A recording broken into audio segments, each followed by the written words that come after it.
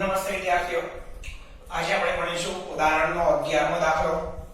થોડો કેલ્ક્યુલેટિવ છે, ધ્યાન રાખજો. થોડો સમજવો અઘરો પડશે પણ આવડી જશે.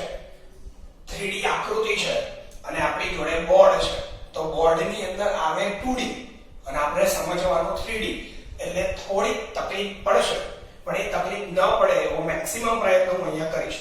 સૌથી પહેલા રકમને સમજીએ. તો રકમની અંદર આકૃતિમાં વિદ્યુત ક્ષેત્રના ઘટકો Ex, Ey અને Ez આપેલા છે. તો આકૃતિની અંદર x અક્ષ આપેલો છે, y અક્ષ અને z અક્ષ. આટલી વસ્તુ આકૃતિમાં આપેલી છે. આકૃતિની અંદર વિદ્યુત ક્ષેત્ર કીધું છે. તો વિદ્યુત ક્ષેત્ર એ સદિશ રાશિ હોય, એના 3 ઘટક, x ઘટક, y ઘટક, z ઘટક. मतलब विद्युत क्षेत्रનું x દિશાનું મૂલ્ય, વિદ્યુત ક્ષેત્રનું y દિશાનું મૂલ્ય, વિદ્યુત ક્ષેત્રનું z દિશાનું મૂલ્ય થાય. ઓકે, હવે આ વિદ્યુત ક્ષેત્રમાં તમને Ex આપેલા છે, આલ્ફા x ની 1/2, Ey0, Ez0. એટલે આપણને શું આપેલું છે? આપણને x દિશાનું વિદ્યુત ક્ષેત્ર આપેલું છે. તો આના પરથી આપણે શું લખી શકીએ? તો આના પરથી લખી શકીએ વિદ્યુત ક્ષેત્ર E બરાબર આલ્ફા x ની 1/2 I કેરેટ. કેમ કે y અને z કેવું છે? 0 છે. તો આ વિદ્યુત ક્ષેત્ર છે. હવે મારો મેઈન પહેલો પ્રશ્ન એ છે કે શું આ વિદ્યુત ક્ષેત્ર અચળ છે કે નહીં? બરોબર. તો આ વિદ્યુત ક્ષેત્રની અંદર આલ્ફા ની વેલ્યુ 800 લેવાની કીધી છે. તો આલ્ફા બરાબર 800. અત્યાર સુધી તમે જેટલા પણ દાખલા ભણ્યા છો એમાં જ્યાં પણ વિદ્યુત ક્ષેત્ર આપેલું છે એ દરેક જગ્યાએ મૂલ્ય આપેલા છે. 500, 2.5, 10⁴ આવા મૂલ્ય છે. જ્યાં વિદ્યુત ક્ષેત્રનું મૂલ્ય છે એનો અર્થ એવો થાય કે તે બિંદુ પાસે, તે વિસ્તારમાં, તે તંત્રમાં રહેલું વિદ્યુત ભાર તેટલા જ મૂલ્યનું છે. તેટલા જ મૂલ્યનો વિદ્યુત ભાર છે એટલે ત્યાં વિદ્યુત ભારનું મૂલ્ય બદલાતું નથી. ફિક્સ વિદ્યુત ભાર છે, ફિક્સ વિદ્યુત ક્ષેત્ર છે. તો એ વિદ્યુત ક્ષેત્રનું મૂલ્ય ફિક્સ હોય એટલે વિદ્યુત ક્ષેત્ર સમાન કહેવાય. કેવું કહેવાય? સમાન વિદ્યુત ક્ષેત્ર કહેવાય. બોલો, ક્લિયર છે? ઓકે, હવે અહીંયા ધ્યાન આપજો. શું પરિસ્થિતિ બને છે? અહીં વિદ્યુત ક્ષેત્ર આલ્ફા x ની 1/2 કીધું છે. આલ્ફા આપણી જોડે ફિક્સ મૂલ્ય છે. આલ્ફાની કિંમત ફિક્સ, પરંતુ x ની 1/2. x એટલે શું? તો આ આપણો ઉગમ બિંદુ છે. ઉગમ બિંદુથી આ આપણો x અક્ષ કહેવાય. ધારો કે x અક્ષ પર હું આ બિંદુની ચર્ચા કરું. ઉદાહરણ સ્વરૂપે બિંદુ A. આ બિંદુ પાસે અહીં x બરાબર 0, આ બિંદુ પાસે x બરાબર 1, આ બિંદુ પાસે ધારો કે x બરાબર 2, x બરાબર 3. તો બિંદુ A પાસે વિદ્યુત ક્ષેત્ર કેટલું? આલ્ફા x ની જગ્યાએ 1 મૂકી દેવાના, તો 1 ની 1/2. બોલો, તમને E મળી જાય. બિંદુ B પાસે x બરાબર 2 મૂકવાના, બિંદુ C પાસે x બરાબર 3 મૂકવાના. તો હવે મને એમ કહો, શું દર વખતે વિદ્યુત ક્ષેત્ર સમાન આવશે? તો કે ના. તો અહીં આ સૌથી પહેલી વાર એવો દાખલો આવ્યો કે જ્યાં કેવું વિદ્યુત ક્ષેત્ર છે?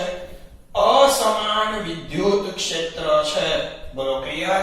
તો આપેલું વિદ્યુત ક્ષેત્ર અસમાન છે. બોલો, સૌથી પહેલી વાત આપણે કોની કરી દીધી? વિદ્યુત ક્ષેત્રની વાત કરી દીધી. હા, વિદ્યુત ક્ષેત્રની દિશા કઈ બાજુ છે? તો કે વિદ્યુત ક્ષેત્રની દિશા x અક્ષની તરફ છે.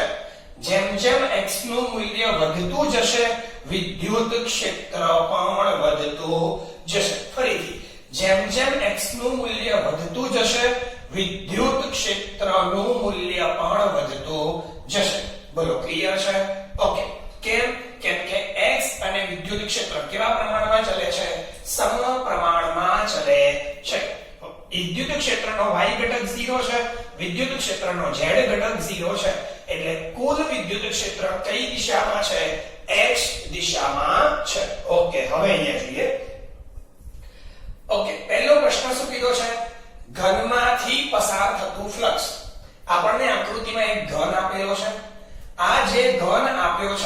એ સમઘનની દરેક બાજુઓની લંબાઈ a છે. એટલે સમઘન છે. સમઘન હોય તો બધી જ બાજુઓ કેવી હોય? સરખી હોય. કેટલી આવી બાજુઓ હોય? તો કે 6 બાજુ હોય. કેવી બાજુ હોય? 6 બાજુ વાળો સમઘન છે. બરોબર છે. આ સમઘનની અંદરથી પસાર થતું ફ્લક્સ આપણે શોધવાનું છે. ઓકે, તો વિદ્યુત ક્ષેત્ર કઈ દિશામાં? x દિશામાં. ચલો હું વિદ્યુત ક્ષેત્ર દર્શાવી દઉં. આ કાઢી દઉં છું, આ ખાલી સમજાવવા લખેલું. ઓકે, હવે વિદ્યુત ક્ષેત્ર x દિશામાં. તો વિદ્યુત ક્ષેત્ર x દિશામાં છે. તો અહીં વિદ્યુત ક્ષેત્ર આ રહ્યું. બરોબર છે. ઓકે, અહીંયાથી વિદ્યુત ક્ષેત્ર આ રહ્યું. ઓકે, કઈ રીતે x દિશામાં? i કેરેટ છે. જો આ માઈનસ હોત તો આપણે વિદ્યુત ક્ષેત્ર કઈ બાજુ લે? આ દિશામાં. પરંતુ અહીં i પ્લસ છે એટલે વિદ્યુત ક્ષેત્ર જે પણ કઈ છે એ ધન x તરફ છે. તો વિદ્યુત ક્ષેત્ર ધન x તરફ હોવાથી અહીંથી વિદ્યુત ક્ષેત્ર દાખલ થયું, અહીંથી વિદ્યુત ક્ષેત્ર બહાર આવ્યું. હવે તમને એવું થાય કે સાહેબ જેટલું વિદ્યુત ક્ષેત્ર રેખાઓ દાખલ થાય જો એટલી ક્ષેત્ર રેખાઓ બહાર આવે તો ફ્લક્સ 0 થાય. આ વાત સાચી, પરંતુ અહીં વિદ્યુત ક્ષેત્ર સમાન નથી. એટલે x બરાબર a. આ જે સપાટી આવશે, આ સપાટી વિદ્યુત ક્ષેત્ર એટલે કે ઉગમ બિંદુથી નજીક છે, જ્યારે આ સપાટી ઉગમ બિંદુથી દૂર છે. જો આ સપાટી ઉગમ બિંદુથી દૂર છે એટલે કે આ બિંદુ માટે x કેટલા થાય? તો સૌથી પહેલા બંને બિંદુ માટે x સમજી લો. આ બિંદુ ઉગમ બિંદુથી કેટલું દૂર છે? a જેટલું દૂર છે. હવે આ વસ્તુ હું તમને 3D માં બતાવું છું, ધ્યાનથી સમજો. આગળના દાખલામાં આપણે એનો ઉપયોગ કરેલો. ચલો આ એક સમઘન છે. બોલો ક્લિયર? આ રહ્યું એક સમઘન. બોલો માપ ટુ માપક દોર્યું છે મેં પહેલેથી જ. બોલો હવે ખબર પડી ગઈ? જો આ આપણી પાસે એક સમઘન હોય તો પછી હવે આપણે આ સમઘન સાથે સંકળાયેલું શું શોધવાનું છે? ફ્લક્સ શોધવાનું છે. અહીંયાથી વિદ્યુત ક્ષેત્ર દાખલ થાય. આ x, આ જે દિશા છે એ x, ઉપર તરફ y અને તમારી તરફ z. બોલો ક્લિયર? ફરીથી આ x, ઉપર તરફ y અને તમારી તરફ આવશે તે z. અહીંયાથી વિદ્યુત ક્ષેત્ર દાખલ થાય, આ બાજુથી બહાર નીકળે. હવે આ પહેલી સપાટીને જોઈ શકો છો. આ ઉગમ બિંદુથી આ સપાટી કેટલી દૂર? a જેટલી દૂર. આ સમઘન છે જેની લંબાઈ પણ કેટલી છે? a જેટલી. દેખાય છે ને? a જેટલી. તો પહેલી સપાટી ઉગમ બિંદુથી a જેટલી દૂર થાય અને આ બીજી સપાટી, તો આ બીજી સપાટી ઉગમ બિંદુથી a વત્તા આ a એટલે ટોટલ કેટલી દૂર થાય? 2a. ફરીથી પહેલી સપાટી આ રહી ઉગમ બિંદુથી a જેટલી દૂર, અહીંથી આ બીજી સપાટી ઉગમ બિંદુથી 2a જેટલી દૂર. એટલે પ્રથમ સપાટી સાથે સંકળાયેલું ફ્લક્સ લેવું હોય તો એની અંદર દાખલ થતું વિદ્યુત ક્ષેત્ર એમાં x બરાબર a મૂકવા પડે. અને આ બીજી સપાટી સાથે સંકળાયેલું વિદ્યુત ક્ષેત્ર લેવું હોય તો એના માટે x બરાબર 2a મૂકવા પડે. તો બોલો પ્રથમ સપાટી અને આ બીજી સપાટી સાથે સંકળાયેલું વિદ્યુત ક્ષેત્ર સમાન હશે કે નહીં? સમાન ન હોય તો દાખલ થતી ક્ષેત્ર રેખાઓ અને બહાર આવતી ક્ષેત્ર રેખાઓ સમાન ન હોય એટલે કુલ ફ્લક્સ 0 થતો નથી. ઓકે, ફરીથી સમજી લો. આ સમઘન છે, આ રિયલમાં સમઘન આપણે મૂકી દીધો. આ ઉગમ બિંદુથી a જેટલો દૂર, અહીંથી આ સપાટીની લંબાઈ a થાય. પ્રથમ સપાટી, બીજી સપાટી, બંને સપાટી વચ્ચેનું અંતર a. ઉગમ બિંદુથી પહેલી સપાટી a જેટલી દૂર, ઉગમ બિંદુથી બીજી સપાટી 2a જેટલી દૂર. તો આની પાસે વિદ્યુત ક્ષેત્ર અલગ મળશે, આની પાછળ વિદ્યુત ક્ષેત્ર પણ અલગ મળશે. ઓકે, હવે આ બંધ સપાટી સાથે સંકળાયેલું કુલ ફ્લક્સ કેટલું થાય? બધી સપાટીમાંથી પસાર થતા ફ્લક્સનો સરવાળો. ફરીથી આ સપાટી એટલે કે બંધ સમઘન છે, આ બંધ સમઘન સાથે સંકળાયેલું કુલ ફ્લક્સ કેટલું થાય? તો બંધ સમઘન સાથે સંકળાયેલું કુલ ફ્લક્સ એટલે કે બંધ સપાટીની, બંધ સમઘનની તમામ સપાટીઓમાંથી બહાર આવતા ફ્લક્સનો સરવાળો. હવે ધ્યાન આપજો, આપણે આ સપાટીની વાત કરીએ. આ સપાટીનો ક્ષેત્રફળ સદિશ ક્યાં હોય? તો હંમેશા કોઈ પણ સપાટીનો ક્ષેત્રફળ સદિશ તે સપાટીને લંબરૂપે હોય. આ રીતે, તો આ રીતે એનો ક્ષેત્રફળ સદિશ આવશે. જો આ રીતે ક્ષેત્રફળ સદિશ આવે, વિદ્યુત ક્ષેત્ર ક્યાં છે? વિદ્યુત ક્ષેત્ર x અક્ષની દિશામાં છે. ઓકે, વિદ્યુત ક્ષેત્ર x અક્ષની દિશામાં છે. તો આ વિદ્યુત ક્ષેત્ર, આ દિશા x અક્ષ, તો આ x અક્ષની દિશામાં વિદ્યુત ક્ષેત્ર, આનો ક્ષેત્રફળ સદિશ ઉપર. બોલો, બંને વચ્ચેનો ખૂણો કેટલો બને? 90 બને. 90. બોલો, વિદ્યુત ક્ષેત્રનું સૂત્ર શું છે? કોઈ પણ સપાટી સાથે સંકળાયેલું વિદ્યુત ક્ષેત્ર E ડોટ S, બંને વચ્ચેનો ખૂણો 90, cos 90 0. ઓકે, ચલો ક્લિયર. તો આ જે વસ્તુ અહીં થઈ, એવી જ વસ્તુ ક્યાં થાય? નીચે વિદ્યુત ક્ષેત્ર x તરફ, વિદ્યુત ક્ષેત્ર x તરફ, ક્ષેત્રફળ સદિશ નીચે તરફ, બંને વચ્ચેનો ખૂણો 90. કોના માટે એવું થયું? ઉપરની સપાટી અને બીજી કઈ સપાટી? નીચે. હું નામ આપી દઉં છું, ચલો ધ્યાન રાખજો, મજા આવશે. ચલો નામ આપી દઈએ, સપાટીને થોડી સુધારી દઈએ. થોડી સપાટી બગડી ગઈ છે. ઓકે, બગડવાનું નહીં, સીધા રહેવાનું, બરોબર છે ને? ઓકે, ચલો જો નામ આપું છો, સમજવા માટે નામ આપી દઈએ. A B C D, આકૃતિમાં નથી આપ્યા, આપણે જાતે આવે. A B C D E F G H. Okay, બોલો ક્લિયર. તો આ ઉપરની સપાટી કઈ છે? C D E F. આ C D E F નો ક્ષેત્રફળ સદિશ ક્યાં જાય? ઉપર. A B G H એનો ક્ષેત્રફળ સદિશ ક્યાં આવે? નીચે. ઓકે, વિદ્યુત ક્ષેત્ર તો કઈ દિશામાં છે? x ની દિશામાં છે. બોલો દેખાય? તો બંને વચ્ચેનો ખૂણો કેટલો થયો? 90. cos 90 કેટલા થઈ જાય? 0. કેમ? કેમ કે ફ્લક્સ phi બરાબર સદિશ E dot S, E S cos θ. કોઈ પણ સપાટી, એમાંની કઈ સપાટી કીધી? B C F E. આ A B G H. બોલો ક્લિયર. આ એના ક્ષેત્રફળ સદિશ છે, જે હંમેશા સપાટીને લંબરૂપે આવે, અને આ એના વિદ્યુત ક્ષેત્રના સદિશો છે, જે તમે જોઈ શકો છો. ચલો, એ જ રીતે હવે બીજો કોનો વારો આવે? તો હવે આ બે સપાટી પતી ગઈ. આ રહી આપણી જોડે આકૃતિ. જોઈ લો, થોડી કમ્પેર કરો તો મજા આવશે. ચલો કમ્પેરિઝન કરતા શીખવાડો. આ બિંદુ A, બરોબર, પછી આ બિંદુ D, આ પાછળનું બિંદુ C, આ નીચેનું આ બિંદુ B, આ E, આ F, આ નીચેવાળું આ G અને આ H. બરાબર ગયો. ઓકે, તો હવે આપણી સામે, તમારી સામે કઈ સપાટી આવે?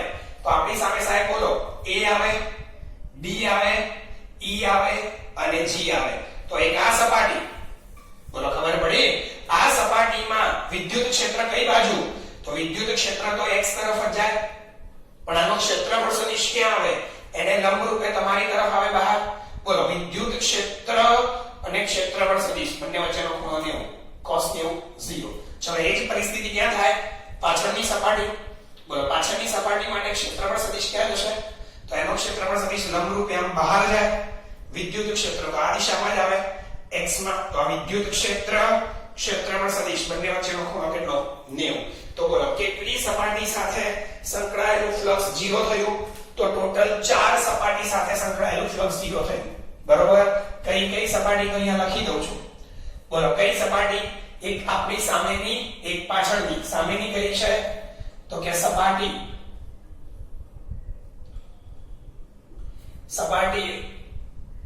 A D E H, પછી પાછળની B C F G, પછી ઉપરની D C, ઓકે નામ મળે, C D E F, પછી નીચેની A B G H. સપાટી આ જે છે, આ સપાટી સાથે સંકળાયેલું કુલ ફ્લક્સ શૂન્ય થાય છે. કારણ શું આપીશું? તો કારણ લખીશું. કારણ કે આ દરેક સપાટીઓ માટે સદિશ E અને સદિશ S વચ્ચેનો ખૂણો 90 અંશ થાય છે એટલે અહીં cos 90 શું થઈ જાય 0 તો ટોટલ આપણી પાસે શું હતું સમઘન હતું સમઘનમાંથી ચાર સપાટીઓ કેન્સલ થઈ ગઈ એ ચારે સપાટી સાથે સંકળાયેલું ફ્લક્સ 0 જ થયું કારણ કે વિદ્યુત ક્ષેત્ર x દિશામાં જ હતું હવે આગળ આ ચાર સપાટીઓ સિવાય હવે વધી કેટલી સપાટી તો કે મેં જે આકૃતિમાં આ રેખાંકિત છાંયાંકિત કરેલો આ જે ભાગ છે આટલી સપાટી તો આ સપાટી સાથે વિદ્યુત ક્ષેત્ર શૂન્ય ન થાય તો કેમ ન થાય તો હવે એ પણ જોઈ લો કેમ ન થાય આ આપણું સમઘન આવી ગયું પાછું ચલો કઈ ચાર સપાટીઓ છે તો જોઈ લો કઈ ચાર સપાટી છે A B C D તો આની જોડે કમ્પેર કરો બોલો આ રહ્યો તમારો A આ D આ C અને નીચે બી એટલે A B C D થઈ ગઈ સપાટી ઓકે આ સપાટી એટલે આ બાજુનો ભાગ છાંયાંકિત કરેલો ભાગ એક આ સપાટી બોલો આ છાંયાંકિત કરેલો ભાગ શું નામ છે H આગળના બાજુ H પાછળની બાજુ G ઉપરની બાજુ F E બોલો ક્લિયર કેમ ન થાય તો વિદ્યુત ક્ષેત્ર જો ક્યાં જાય તો વિદ્યુત ક્ષેત્રની દિશા x માં આ રહ્યો વિદ્યુત ક્ષેત્ર x ની અંદર આ રહ્યો વિદ્યુત ક્ષેત્ર x ની અંદર ઓકે હવે આ સપાટીનો ક્ષેત્રફળ સદિશ સપાટીને લંબરૂપે બહાર જાય બોલો બંને કઈ દિશામાં એક જ ઓકે બંને એક જ દિશામાં તો હવે ખૂણો θ કેટલો થાય 0 થાય ઓકે આ બાજુ જુઓ વિદ્યુત ક્ષેત્ર x તરફ આ બાજુ ક્ષેત્રફળ સદિશ S આ તરફ એ બંને પરસ્પર વિરુદ્ધ ખૂણો કેટલો થાય 180 જો ખૂણો 90 થાય તો જ ફ્લક્સ 0 થાય બાકી થાય નહીં તો બોલો બે સપાટી સાથે સંકળાયેલું ફ્લક્સ 0 આવશે નહીં તો હવે આપણે લખીએ સપાટી A B C D સાથે સંકળાયેલું ફ્લક્સ કેટલું કહીએ phi1 આ ફ્લક્સ ને શું નામ આપીએ phi1 ચલો ફ્લક્સ બરાબર સદિશ E ડોટ સદિશ S ઓકે પહેલી સપાટી છે E1 S1 ભલે ક્ષેત્રફળ વિદ્યુત ક્ષેત્ર આપણે લેવાનું છે ચલો E1 S1 E1 એટલે સપાટી આ જે છે એની સાથે સંકળાયેલું ફ્લક્સ ઓકે તો આ વિદ્યુત ક્ષેત્રને હવે હું E1 કહી દઉં અને આ વિદ્યુત ક્ષેત્રને હવે હું E2 કહી દઉં બીજું બંને સરખા નથી એ પણ હવે મને ખબર પડી ગઈ છે કેમ કે x બંને માટે કેવો છે અલગ બોલો ક્લિયર ઓકે હવે E1 તો મૂલ્ય મૂકી દઈએ E1 નું આલ્ફા x ની 1/2 ઓકે એક કામ કરીએ મૂલ્ય પછી મૂકીએ ચલો પહેલા સાદું રૂપ આપી દો E1 S1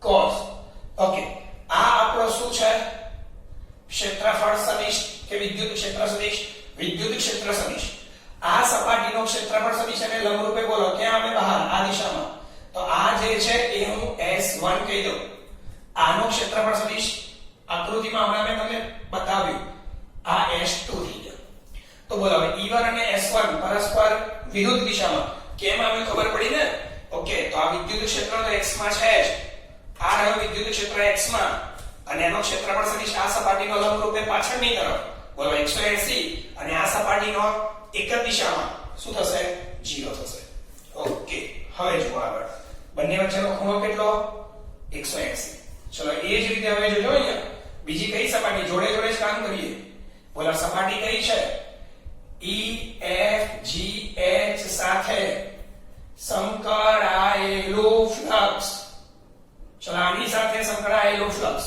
બોલો કેટલું આવશે phi2 E2 dot S2 બોલો E2 S2 cos 0 okay cos 180 minus 1 E1 બોલો વિદ્યુત ક્ષેત્ર શોધવાનું સૂત્ર સપાટી આ રહી એના માટે x કેટલો છે તો x બરાબર a કહેવાય અને આના માટે x કેટલો કહેવાય x બરાબર 2a કેમ કે આ a અને આ બીજું a ઓકે તો આલ્ફા x ની 1/2 S1 એટલે ક્ષેત્રફળ હવે સપાટી છે એની લંબાઈ અને પહોળાઈ કેટલી a અને a તો દરેક સપાટીનું ક્ષેત્રફળ કેવું આવશે સરખું આવશે કેવું આવશે સરખું આવશે ઓકે તો સપાટીનું ક્ષેત્રફળ અહીંયા લખી દઈએ a cos 180 minus 1.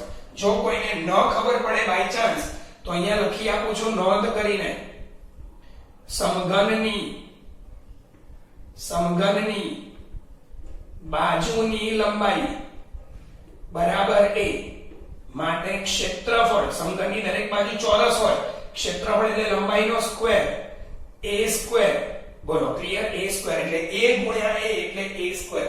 તો માઈનસ આલ્ફા x ની 1/2 a સ્ક્વેર. આ આપણું શું આવ્યું? ફ્લક્સ φ1 આવ્યું.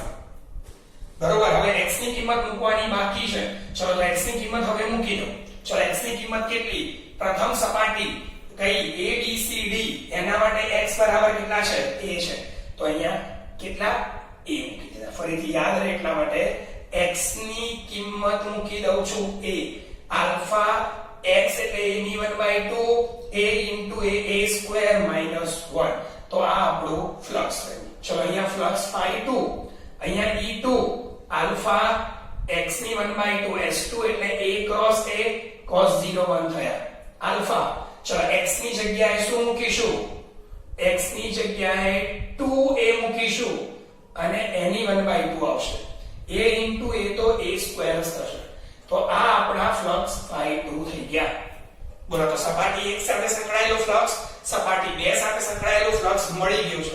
હવે આખા સમઘન સાથે સંકળાયેલો કુલ ફ્લક્સ 6 એ 6 સપાટીના ફ્લક્સનો સરવાળો. સપાટી 1 2 3 4 એનો ફ્લક્સ તો 0 છે તો એને ગણતરીમાં લેતા નથી. તો આ બંને સપાટીના ફ્લક્સનો સરવાળો.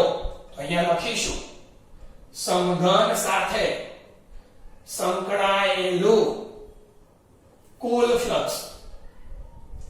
તો કુલ ફ્લક્સ બરાબર φ1 વત્તા φ2. બોલો φ1 આપી દીધા માઈનસ આલ્ફા a ની 1/2 a સ્ક્વેર. થોડા મોટા અક્ષર કાઢીશું. માઈનસ આલ્ફા a ની 1/2 a સ્ક્વેર વત્તા પ્લસ આલ્ફા 2a ની 1/2 a સ્ક્વેર. ચલો સાદું રૂપ આપો.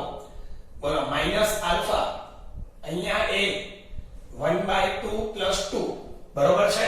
આધાર સરખો ઘાતાંકનો સરવાળો પ્લસ આલ્ફા અહીંયા સાદું રૂપ આપો 2 ની 1/2 a ની 1/2 a square minus alpha a 2 દુ 4 4 ને 5 બોલો 5/2 લસા લીધો. આના છેદમાં કશું જ નથી એટલે 1 કહેવાય. 2 દુ 4 1 એકા 1 1 ને 4 5 5/2 પ્લસ આલ્ફા 2 ની 1/2 બોલો અહીંયા પણ જો a ની 1/2 a સ્ક્વેર a ની 1/2 a સ્ક્વેર સાદું રૂપ આપતા a ની કેટલી આવી 5/2. તો અહીંયા પણ હવે શું લખાય? a ની 5/2. જો ન ખબર પડે તો 1/2 પ્લસ 2 નું સાદું રૂપ આપો. 1/2 પ્લસ 2 છેદમાં કશું નથી એટલે 1 1 નો ગુણાકાર 1 સાથે 2 નો ગુણાકાર 2 સાથે છેદમાં બંનેનો ગુણાકાર. અહીંયા ગુણાય ઓકે 1 2 દુ 4/2 5/2. તો આટલાની જગ્યાએ શું લખાય? 5/2. ઓકે હવે આ પદ પહેલા લખું છું આલ્ફા a ની 5/2 2 ની 1/2 આ માઈનસ કરીને લખું છું આલ્ફા a ની 5/2. બોલો શું થયું? આલ્ફા કોમન a ની 5/2 પણ કોમન આ 2 ની 1/2 માઈનસ 1. હવે આલ્ફા a ની 5/2 આલ્ફા ને વર્ગમૂળ છે 1/2 છે એટલે વર્ગમૂળમાં લખાય. બોલો ક્લિયર? હવે a બરાબર કેટલા? તો a બરાબર કીધા છે 0.1 મીટર. તો અહીંયા આલ્ફાની વેલ્યુ મૂકી દો. હવે આલ્ફાની વેલ્યુ 800 a ની વેલ્યુ 0.1 n ની 5/2 √2 - 1. જો તમે આટલાનું સાદું રૂપ આપશો √2 બરાબર 1.41 કરી લેવાના. તો એનું સાદું રૂપ આપશો તો તમારી જોડે જવાબ આવે છે 1.05 ફ્લક્સ છે એટલે ન્યૂટન મીટર સ્ક્વેર કુલમ્બની -1. ભાઈ કેલ્ક્યુલેશનમાં ખાસ ધ્યાન રાખજો. ફરીથી ચલો પહેલું ફ્લક્સ બીજું ફ્લક્સ બંને ફ્લક્સમાં સમજવાનું છે વિદ્યુત ક્ષેત્રનું મૂલ્ય કઈ રીતે મૂકવું. ક્ષેત્રફળ તો લંબાઈ ગુણ્યા લંબાઈ. આ બાજુ L આ બાજુ a અને a એટલે આખું ક્ષેત્રફળ થઈ જાય a સ્ક્વેર. ઓકે, હવે પહેલું ફ્લક્સ φ1, બીજું ફ્લક્સ φ2. શું કર્યું? a નું સાદું રૂપ આપી દીધું. 1/2 + 2 નું સાદું રૂપ આ રહ્યું 5/2.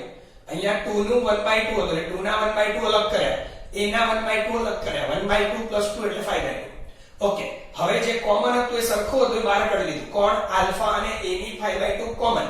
ફરીથી આલ્ફા કોમન, a ની 5/2, a ની 5/2 કોમન. આલ્ફા કોમન, a ની 5/2 કોમન. 2 ની 1/2 કશું જ નથી વધ્યું એટલે a. આને વર્ગમૂળમાં લખ્યા. હવે બધાની કિંમત મૂકી દીધી સાદું. ઓકે, કોઈ હવે એમ કે સર 0.1 ની 5/2 કેલ્ક્યુલેટરમાં કેવી રીતે કરવી? તો પહેલા 0.1 નો 5 વખત ગુણાકાર કરવો, જે જવાબ આવે એનું વર્ગમૂળ કાઢવો. ફરીથી 0.1 નો 5 વખત ગુણાકાર કરવો અને પછી જે જવાબ આવે એનું વર્ગમૂળ કાઢવું. 5 જોડે ગુણાકાર નથી બોલતો, 5 વખત ગુણાકાર બોલું છું. બોલો ક્લિયર? ઓકે, આના બરાબર 1.41. આ તમારો ફ્લક્સ. તો અહીંયા આપણો પ્રશ્ન નંબર 1 પૂરો થયો. ઘનની અંદર રહેલું કુલ ફ્લક્સ મળી ગયું, સમઘન સાથે સંકળાયેલું કુલ ફ્લક્સ મળી ગયું. હવે કોઈ એમ કે સાહેબ આ વિદ્યુત ક્ષેત્ર સમાન હોત તો શું કરે? તો આ બધી મગજમારી ન આવે. જો આ વિદ્યુત ક્ષેત્ર સમાન હોત તો ડાયરેક્ટ જ આવે ફ્લક્સ 0. કેમ? કેમ કે જેટલું ક્ષેત્રફળ એટલે જેટલું વિદ્યુત ક્ષેત્ર દાખલ થાય એટલું જ બહાર આવે. તો આ બંને હંમેશા સરખા આવે. તો એક માઈનસ આવે, એક પ્લસ આવે, ટોટલ કેવું થઈ જાય? 0. પણ ક્યારે? વિદ્યુત ક્ષેત્ર સરખું હોય ત્યારે. અહીં વિદ્યુત ક્ષેત્ર સરખું નથી. સપાટી 1, સપાટી 2 બંને માટે x બદલાય છે એટલે વિદ્યુત ક્ષેત્ર બદલાય છે. બોલો ક્લિયર? એટલા માટે જ આપણે આ બધી મગજમારી કરવી પડી. બાકીની 4 સપાટીમાં ફ્લક્સ નથી સંકળાતું. તો હવે કોઈ એમ કે સર બાકીની 4 સપાટીમાં ફ્લક્સ ક્યારે સંકળાશે? તો ત્યારે Ey અને Ez 0 ન હોવા જોઈએ. જો Ey અને Ez ના પણ મૂલ્ય આપેલા હોત તો જેમ અહીં બે સપાટી સાથે સંકળાયેલા ફ્લક્સ શોધવા પડ્યા એવા 6 સપાટી સાથે સંકળાયેલા ફ્લક્સ શોધવા પડે. બોલો સમજણ પડી ગઈ? ઓકે, હવે શું કીધું? ઘનની અંદર રહેલા વિદ્યુતભારની ગણતરી કરો. ફરીથી ઘનની અંદર રહેલા વિદ્યુતભારની ગણતરી કરો. બોલો તો શું આવશે? ફ્લક્સ ϕ બરાબર q/ε0. ચલો, ફ્લક્સ ϕ બરાબર q/ε0. તો q એટલે ઘનની અંદર રહેલો વિદ્યુતભાર. તો q બરાબર ફ્લક્સ * ε0. ચલો, શું આવશે? ફ્લક્સની વેલ્યુ 1.05 8.85 ગુણ્યા 10 - 12. જો તમે સાદું રૂપ આપશો તો તમારી જોડે જવાબ આવે છે 9.2967 ગુણ્યા 10 - 12 કુલમ. ઓકે, આટલો વિદ્યુતભાર તમારી જોડે આવશે. કેલ્ક્યુલેશન કરશો એટલે તમને જવાબ મળી જશે. બરોબર છે? એપ્રોક્સિમેટ આન્સર આવવો જોઈએ. બોલો, આ દાખલો અહીંયા પૂરો થયો. મેઈન વસ્તુ સમજવાની શું હતી ખબર પડી? નંબર 2, મોસ્ટ ઇમ્પોર્ટન્ટ વસ્તુ તમને કહી દઉં. મેં જે નામકરણ લીધા છે એ રીતે જ દાખલો ગણજો. ચોપડીના શબ્દો પ્રમાણે ગણવા જશો તો કશી જ ખબર નહીં પડે.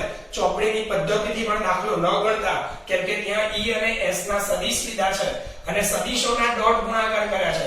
મેં સદિશના ગુણાકાર ન કરવાને બદલે ખૂણાનો ઉપયોગ કર્યો છે, જેથી ગણતરી કેવી પડશે? ઈઝી પડશે. એટલે આ જ પદ્ધતિ વાપરવાની. ના ખબર પડે તો મને ફોન કરવાનો, ટેક્સ્ટમાં મેસેજ નાખી દેવાનો, હું શીખવાડી દઈશ. બોલો ક્લિયર છે? Okay, done. Thank you.